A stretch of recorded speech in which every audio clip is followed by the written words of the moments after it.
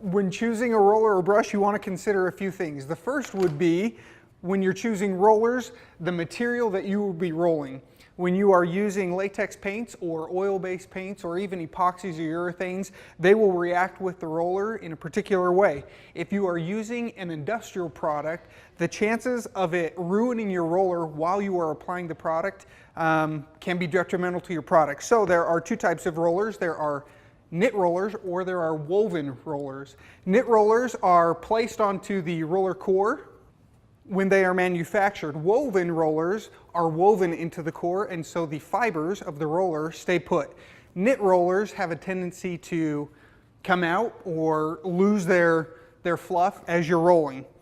A knit roller will have a thicker nap, which will allow you to apply more product on a rougher surface, whether it be stucco or brick or cinder block. You're going to be able to apply more product with a knit roller with a thicker nap than you will with a woven roller with a tighter nap that is stuck into the core. The advantage, again, with the woven roller is when you are applying high industrial products, you're not going to be losing fibers into your coating or your product when it's crucial. You'll want to choose a nap that corresponds with the surface that you're applying when you're applying your product or your paint. The heavier the texture of your surface, the thicker your nap will need to be. If you are applying on a drywall or a really smooth textured finish, like a wholly smooth texture on a drywall, you'll want to use a 3/8 nap or a 1/2 inch nap when applying that. If you're applying paint on a heavily textured wall that's a little more orange peely, or if you're applying something exterior on stucco or brick, you'll want to choose something with a thicker nap, such as a 3/4 inch or even a full inch if necessary. Again, the knit rollers can even go up as thick as 1 1/4 inch naps to apply a lot of product to get it into the holes and crevices and make sure that you've coated your surface well. Brushes.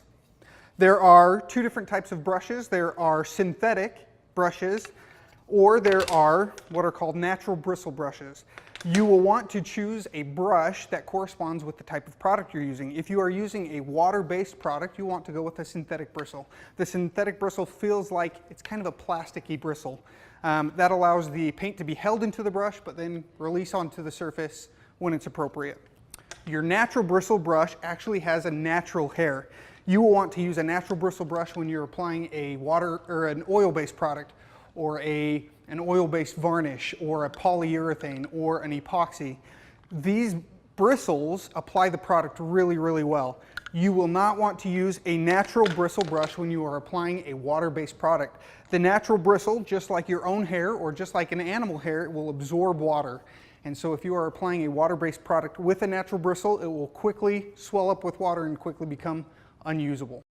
You'll notice that when you are choosing a brush, there will be angled brushes and there will be straight brushes. And that just depends on what angle you're able to approach your surface at.